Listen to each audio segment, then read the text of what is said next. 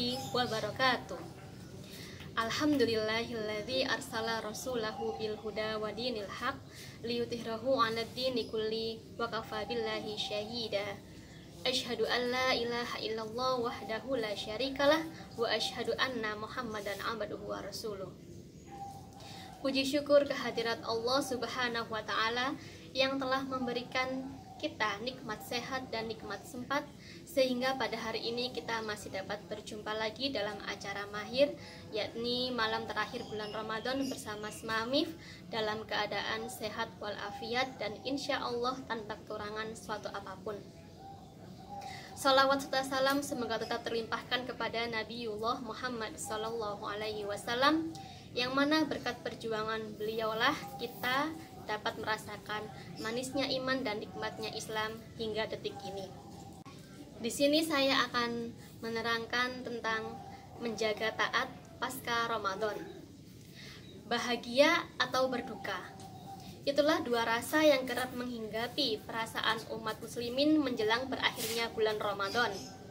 Bahagia karena akan bertemu dengan hari raya Idul Fitri, atau berduka karena merasa berpikir apakah bisa bertemu dengan Ramadan lagi tahun berikutnya. Kalau ditanya tentang perasaan sahabat Nabi, tentu saja mereka merasa bersedih menjelang akhir bulan Ramadan ini. Nah, kalau perasaan kita bagaimana? Bahagia atau berduka?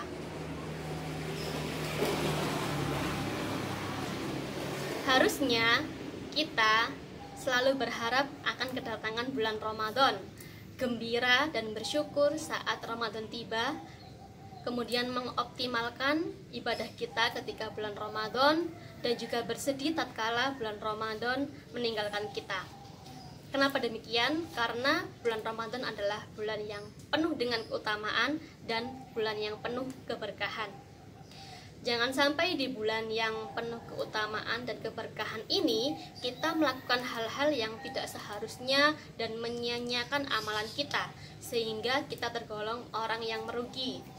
Jangan sampai kita tergolong seperti orang yang dinyatakan oleh sabda Nabi Muhammad SAW yang berbunyi, Bismillahirrahmanirrahim, kam min sha'imin laisa lahu min siyamihi illal ju', yang artinya berapa banyak orang yang berpuasa tetapi tidak mendapatkan apa-apa selain rasa lapar.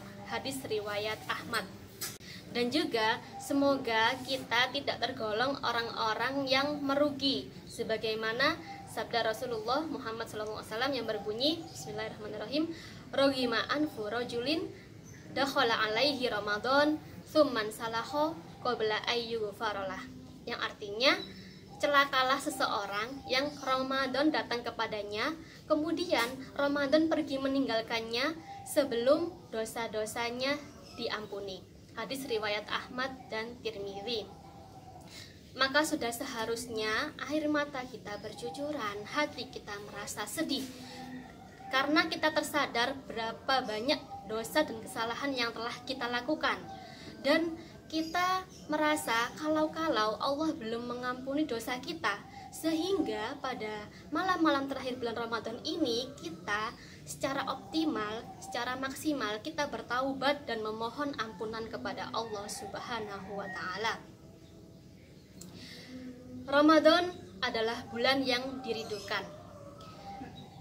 Kenapa demikian? Karena di bulan Ramadan ini kita punya kesempatan yang sangat besar untuk mendongkrak tabungan pahala kita. Di bulan Ramadan ini setiap amalan kita akan dilipat gandakan pahalanya. Jadi kalau kita hanya bengang-bengong sambil menunggu azan maghrib untuk berbuka, itu sangat waktu yang kita lakukan akan sangat sia-sia. Lebih baik kita bisa menghabiskan waktu dengan mengikuti pengajian atau kajian keislaman. Kemudian kita bisa lakukan dengan tilawah Quran. Kita juga bisa lakukan dengan misalkan mengikuti menebar infak di jalan atau menebar takjil di jalan. Tentunya kalau mau menebar takjil dengan protokol kesehatan tetap diterapkan. Nah, jadi kalau misalkan Ramadan ini hanya berakhir di atas kasur alias rebahan saja, itu sangat rugi. keistimewaan bulan Ramadan ini terasa sekali suasananya. Jadi nuansa religinya itu sangat kental. Bayangkan di layar kaca, mulai dari awal sahur sampai sahur lagi, tayangan yang kita lihat itu semuanya sangat nuansa islaminya sangat terasa ya. Misalkan kita bisa melihat, mendengar para ulama yang populer mengisi kajian atau tausiah Ramadan. Kemudian kita bisa melihat kisah inspiratif baik dari Khulafaur Rasyidin ataupun dari animasi sahabat-sahabat yang dapat meningkatkan ketaatan kita. Terus belum lagi ada juga banyak tayangan yang menampilkan semacam film dokumenter tempat-tempat bersejarah kebudayaan Islam yang mana membuat kita makin mengenal dan merasa wah, peradaban Islam itu sangat tinggi, betapa luhurnya peradaban Islam ketika itu. Nah, terus belum lagi di sekitar kita, biasanya pengajian-pengajian, kajian-kajian keislaman itu akan semakin sering, semakin intens dilakukan ketika bulan Ramadan. Nah, itu kan kita merasa bahwa wah, nuansanya sangat kita inginkan dan kita damba-dambakan setiap bulannya, tapi hanya ada di bulan Ramadan. Tuh. Nah, ketika bulan Ramadan ini pergi, kita akan merasa ada yang kosong, ada yang kurang, tidak seperti biasanya. Nah, seperti itu. Tapi mau bagaimana lagi, kita tidak bisa menghentikan waktu dan kita tidak bisa menghindari bahwasannya Ramadan itu pasti akan berlalu. Daripada baper, lebih baik kita menyiapkan diri untuk menghadapi tantangan pasca Ramadan. Sudah siap? Kita harus menerima kenyataan bahwasanya nuansa ketaatan ketika Ramadan pasti tergantikan. Untuk itu, keistiqomahan kita harus dijaga, dan istiqomah kita itu akan tampak atau akan terasa hasilnya setelah pengembelengan di bulan Ramadan. Jadi, sukses tidaknya pondasi keimanan keistiqomahan kita itu akan terlihat ketika Ramadan sudah berlalu. Secara bahasa, istiqomah artinya menempuh jalan yang lurus tanpa berpaling ke kiri maupun ke kanan. Jadi istiqomah itu mencakup pelaksanaan semua bentuk ketaatan kepada Allah Subhanahu wa taala, zahiriyah maupun batiniyah, dan meninggalkan semua bentuk larangannya. Allah Subhanahu wa taala menjamin kebaikan bagi mereka yang berani istiqomah. Sebagaimana firman Allah Subhanahu wa taala dalam Quran surat Fussilat, yaitu Quran surat yang ke-41 ayat ke-30 yang berbunyi, A'udzu billahi minasyaitonir rajim. Innalladzina qalu rabbunallahu tsumma istaqamu tatanazzalu alaihimul malaikatu alla takhafu wa la tahzanu wa abshiru bil jannatil lati kuntum tu'adun.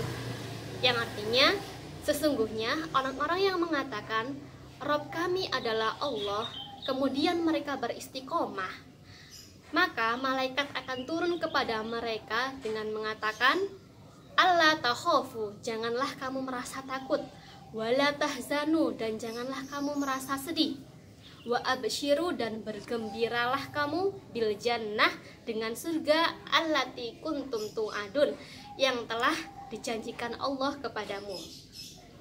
Nah, bagaimana caranya kita tetap istiqomah dalam ketaatan pasca Ramadan? Caranya adalah dengan nastar. Bukan nastar kue, tapi nastar ini ada kepanjangannya. N-A-S-T-A-R. N, nyunnah. Maksudnya adalah kita menghidupkan amalan-amalan sunnah.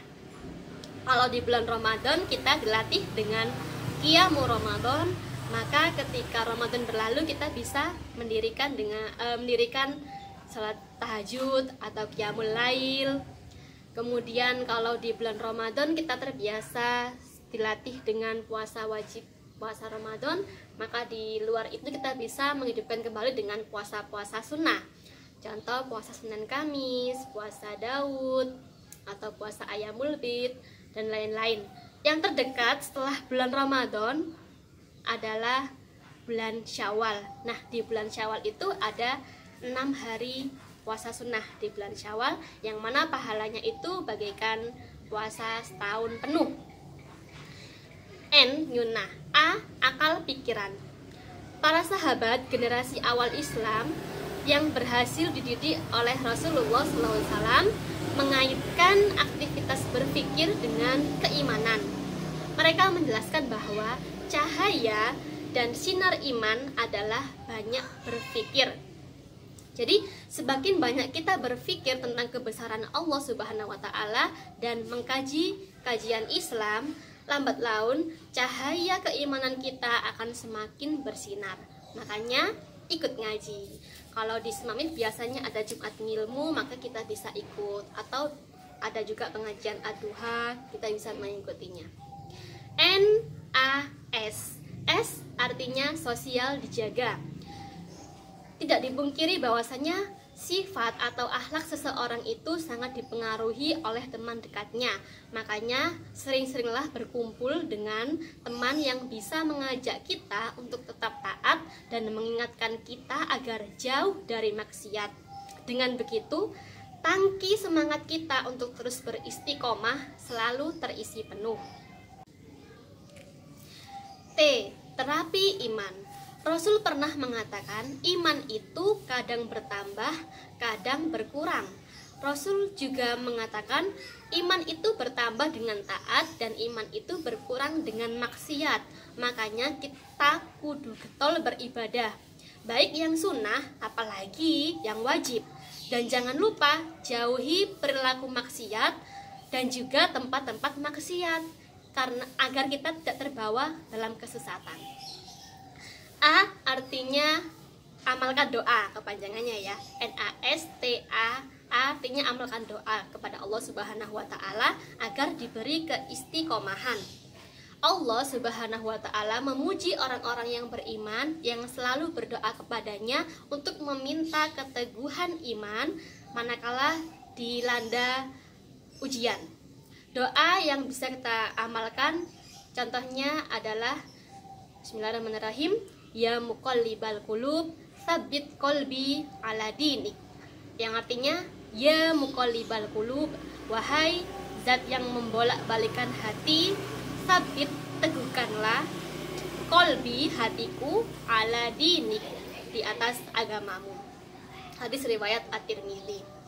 Yang terakhir keenam, R artinya rajin membaca kisah-kisah orang solih terdahulu sehingga bisa kita jadikan tauladan dalam beristiqomah.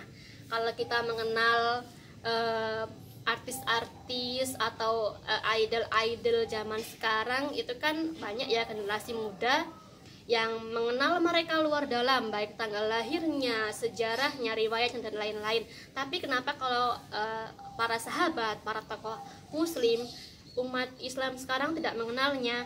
Karena itu kita kurang membaca, kurang rajin membaca atau mencari tahu tentang keistiqomahan para orang solih terdahulu, para ulama salaf terdahulu. Itu dia caranya untuk menjaga istiqomah dengan nastar. Jangan lupa nastar. Oke, memang tidak mudah menjaga semangat ketaatan pasca Ramadan. Dalam setiap bulannya itu tidak mudah, pasti sangat berat tantangannya. Istiqomah itu menjadikan ridha Allah Subhanahu wa Ta'ala di atas pertimbangan materi, di atas kepentingan keluarga, dan di atas solidaritas teman. Tapi percayalah, Allah Subhanahu wa Ta'ala pasti akan mengganti setiap pengorbanan kita dengan kebaikan dunia akhirat. Ke pasar naik perahu, jangan lupa beli buah labu. Meski Ramadan sudah berlalu, ketaatan selalu bersemayam dalam kalbu. Demikian yang bisa Ustazah sampaikan. Apabila ada kata-kata yang salah, itu datangnya dari Ustazah sendiri. Apabila ada yang benar, itu datangnya dari yang maha hak, yakni Allah Subhanahu wa Ta'ala. Mohon maaf atas segala khilaf. Wassalamualaikum warahmatullahi wabarakatuh.